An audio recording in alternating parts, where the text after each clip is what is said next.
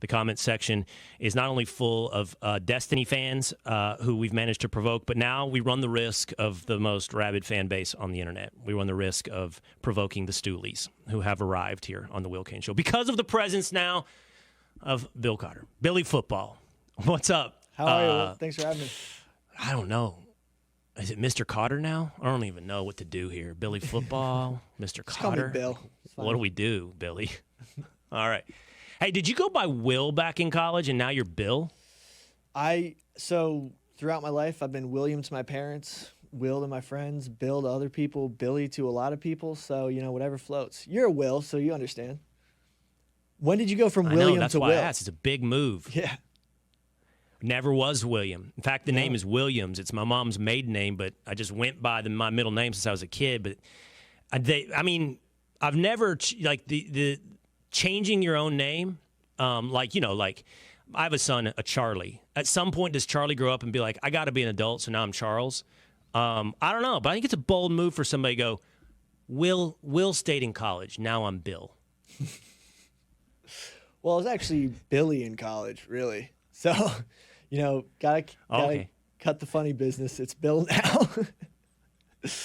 But how we doing? Drop the Y. I'm glad to have you on, man. So let's start with this. I know who you are, fan of what you guys do. But let's start with this at the risk of provoking you and the audience. So let's establish. This is real, man, right? Yeah. This isn't for the content. No, this is real. You're running for Congress. We're in deep right now. We're getting served with papers by opponents. We're in the weeds. We got the signatures. We have to go to Albany for a hearing. It's heating up. I mean, this is way too much trouble to just be doing it for content. We're going for Washington D.C. We're in too deep, so we're going in. All right, and I want to get into the why and how, but let's get into what you're talking about already, man. Like you said, it's getting dramatic. So first, you got the signatures. That seems clear. You needed 1,250 signatures. Right. You got more than that. 2,400. Yeah.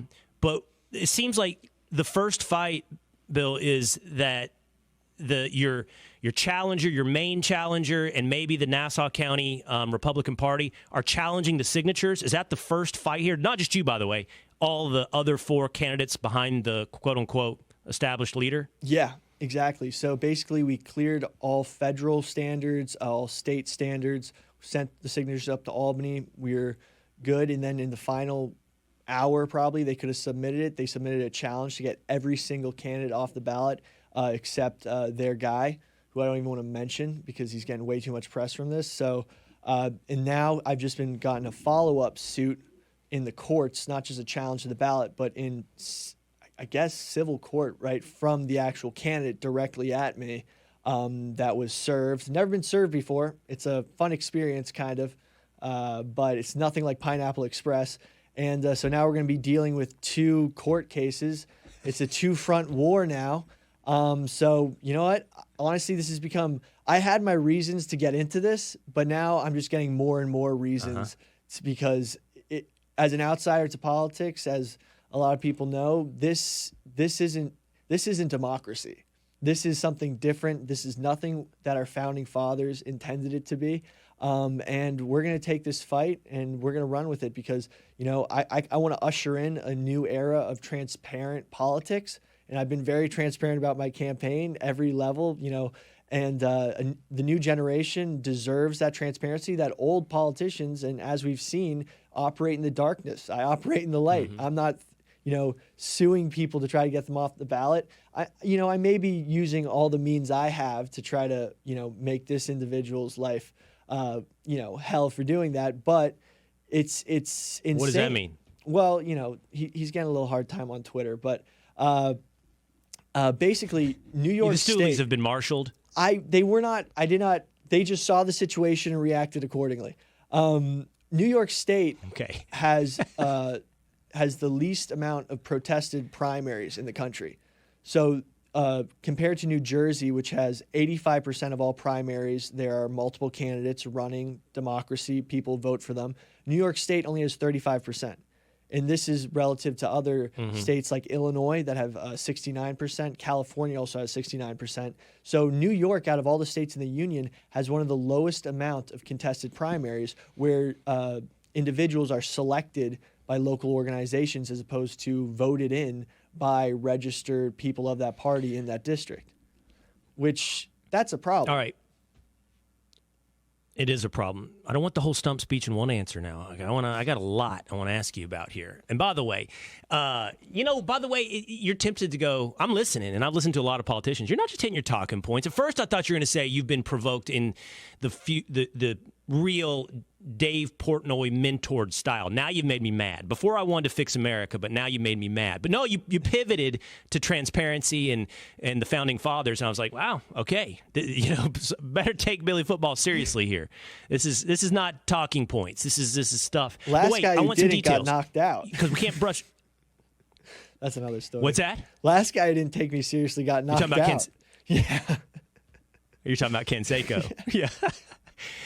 I watched it. And by the way, you're using $20,000 of that $50,000 in earnings to fund the campaign, right? Yeah. You knocked out. For anybody that doesn't know, Billy knocked out at Rough and Rowdy Jose Canseco real quick, and won $50K.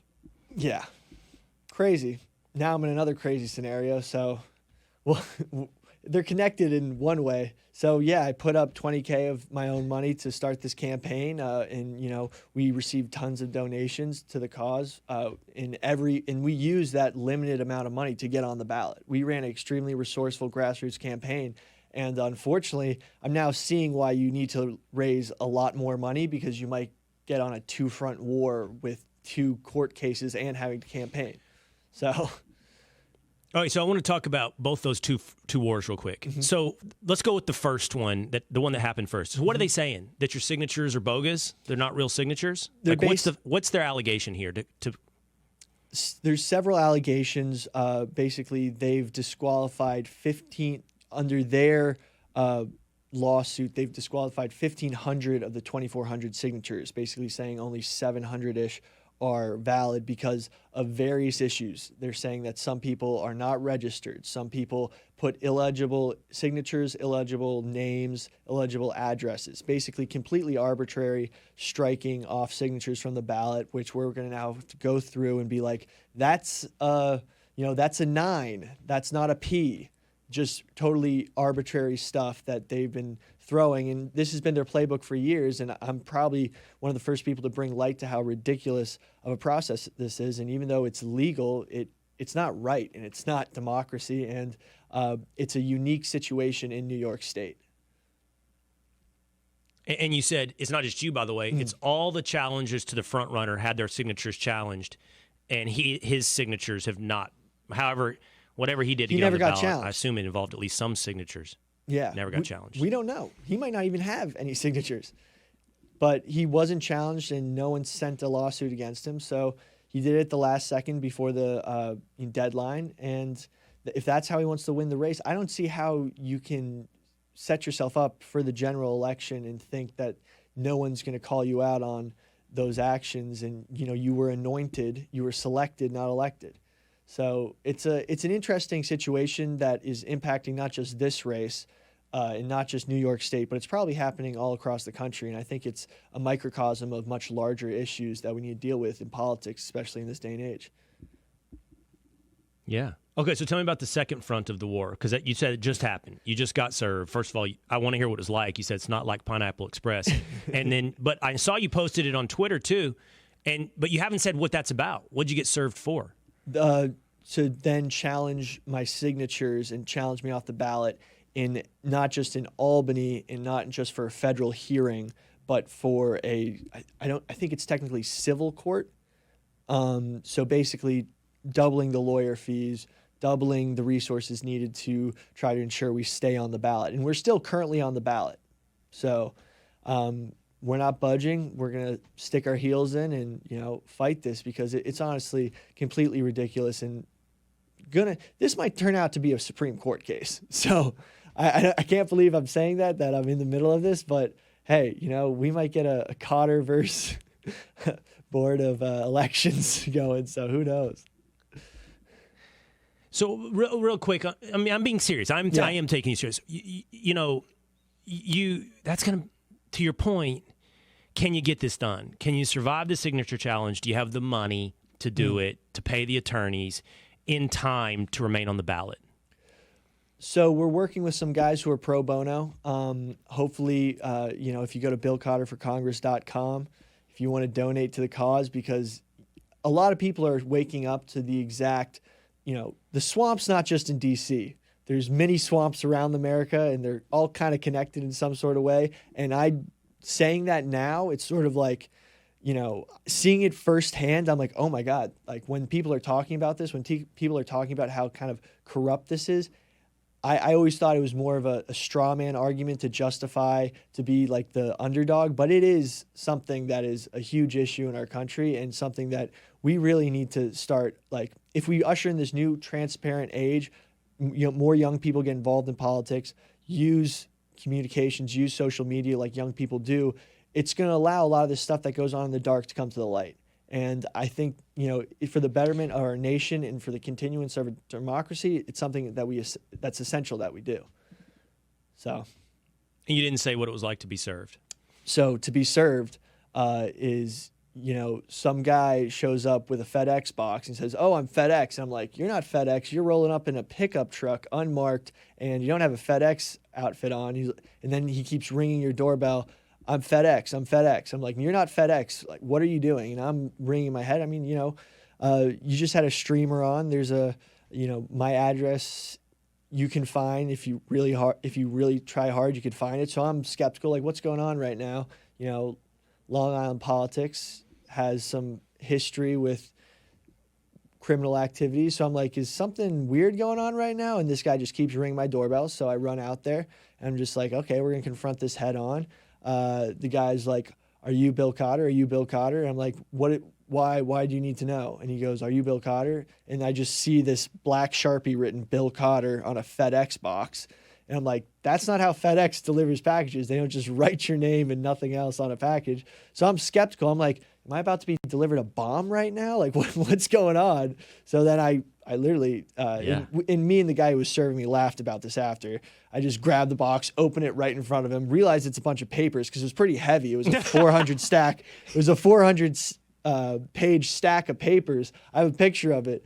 And when I grab the box, I'm like, oh, this is heavy. This could be something dangerous. So I rip it open. It's a bunch of papers. I'm like, oh man, I'm so sorry. I'll take these. I just had no idea it was coming. I had no idea that this guy, and he was like, I was like, it felt heavy. I just wanted to make sure there was nothing dangerous in there because you're just handing me you're not a FedEx guy. You're handing me a FedEx box with, very dangerous looking, like, it's conspicuous looking. So I was just like, then he laughed, I laughed, I took him in, I read that I was being like, my actual opponent, the one who's trying to sue everyone off the ballot. This time he wrote his name on the challenge. He actually, before it was just kind of like, oh, two random dudes are challenging, two concerned citizens who use the same notary, the same law firm, and have the exact same challenges are challenging you off the ballot. This time he put his name on it. So at least he has the cojones to put his own name on it. So that I understand.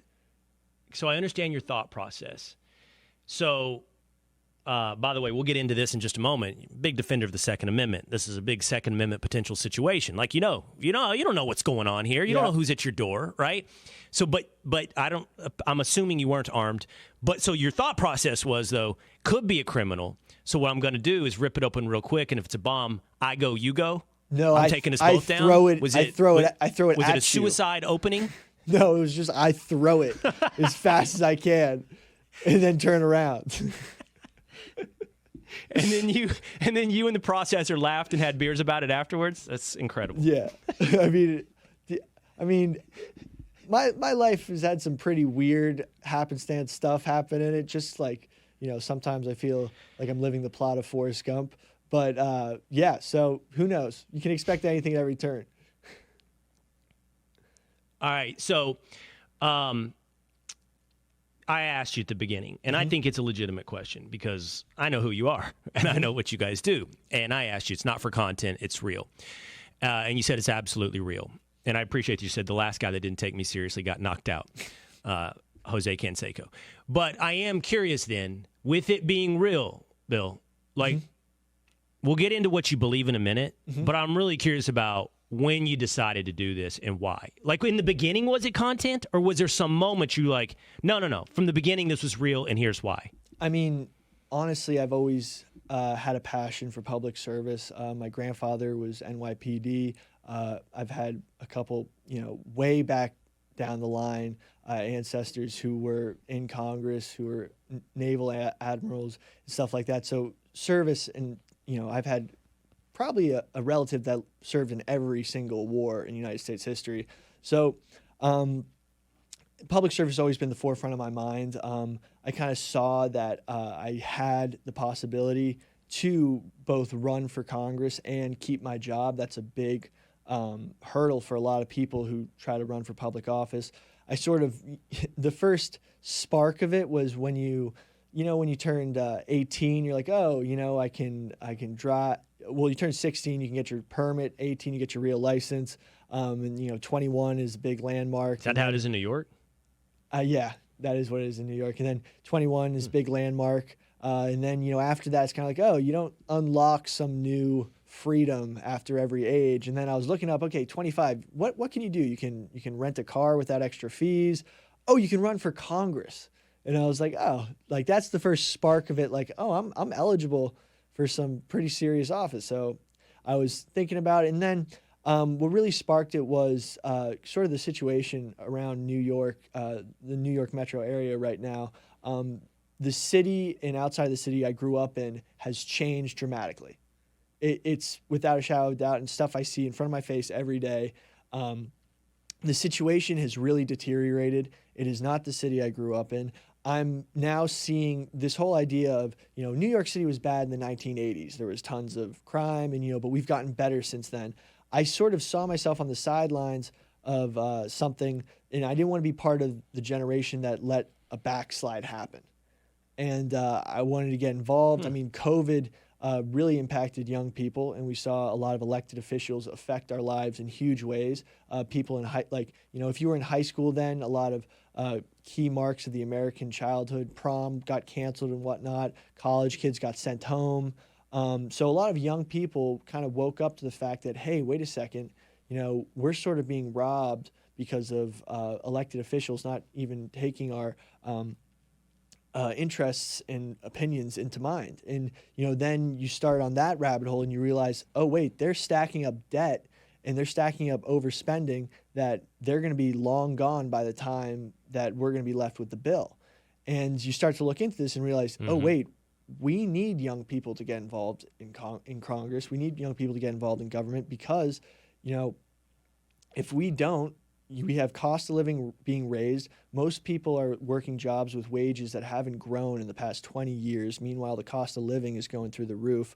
I mean, I think the average household costs have gone up 40% in the past year or even more. That stat may be wrong, but it's the inflation numbers have gone through the roof. And we're looking at a situation where people have no hope of buying a house in the next 5 years, especially young people. Right. So we're in a housing crisis.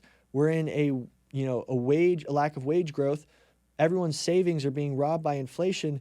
Oh, wait a second. I really need to get involved in this because we're going down a road where I turn 35 and, our GDP might be less than the debt payments we're going to have to make on our national debt. So we got a big problem coming. I like that you're young.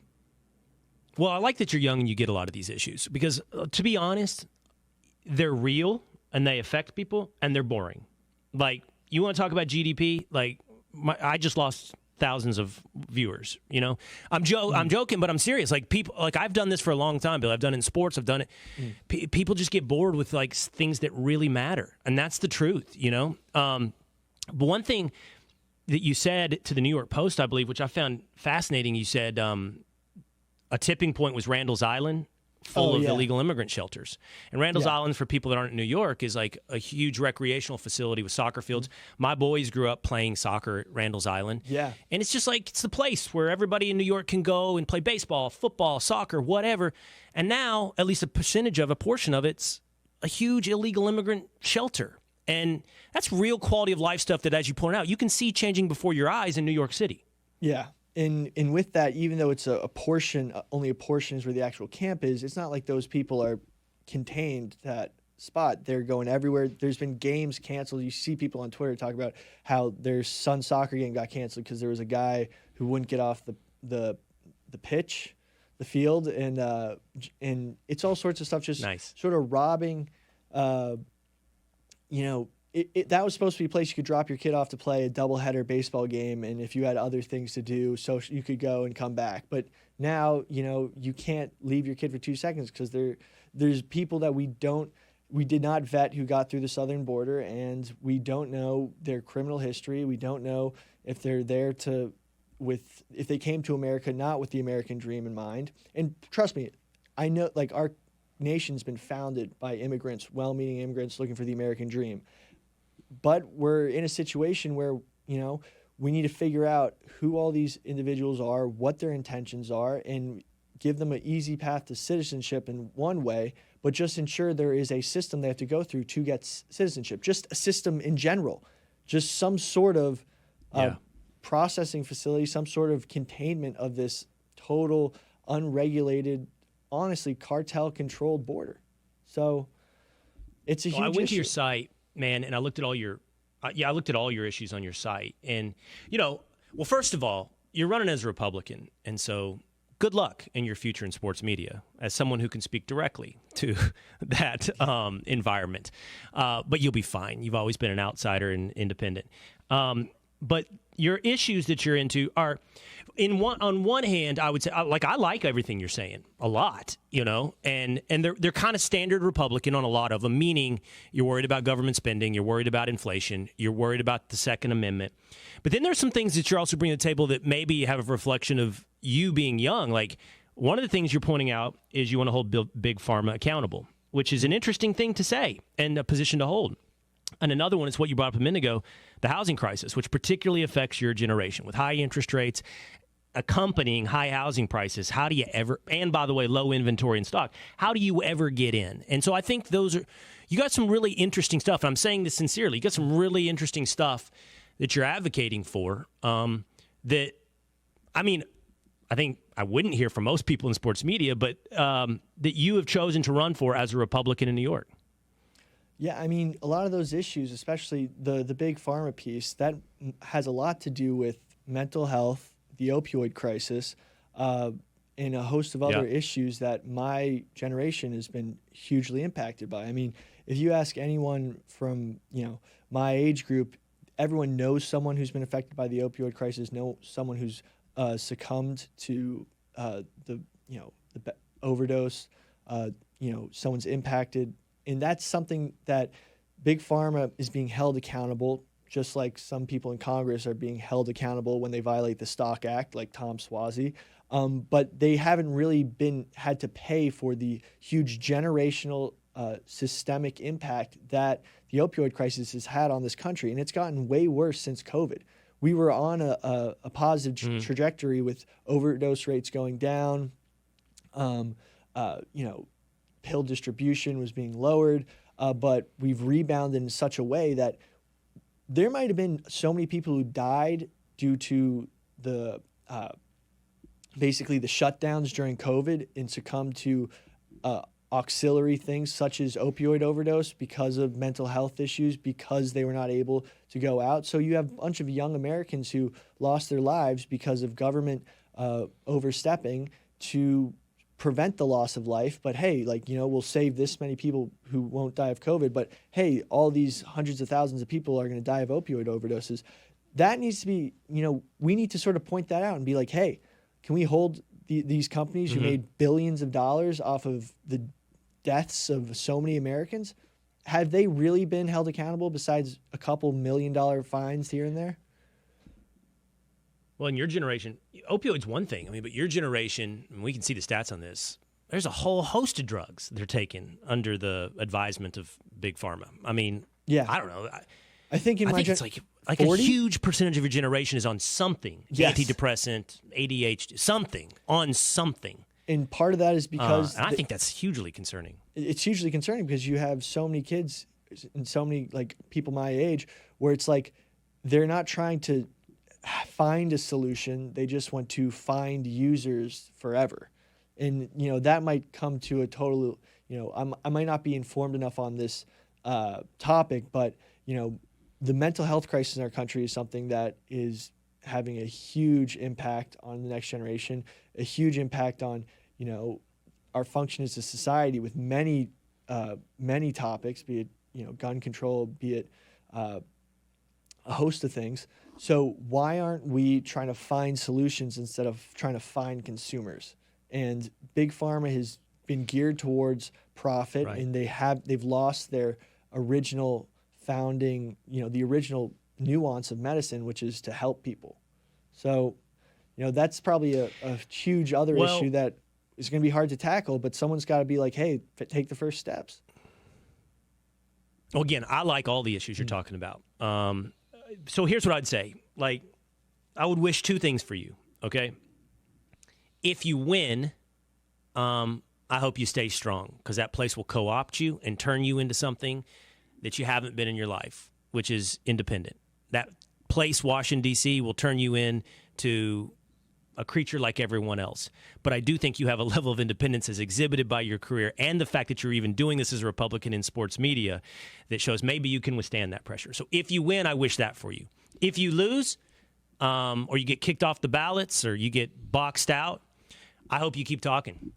I mean, I hope you keep finding ways to serve, I hope you just keep being you and being independent, and I hope being real. I appreciate that. And hopefully that's the best thing that comes out of this, that people start looking at the issues I'm raising and hopefully make a difference.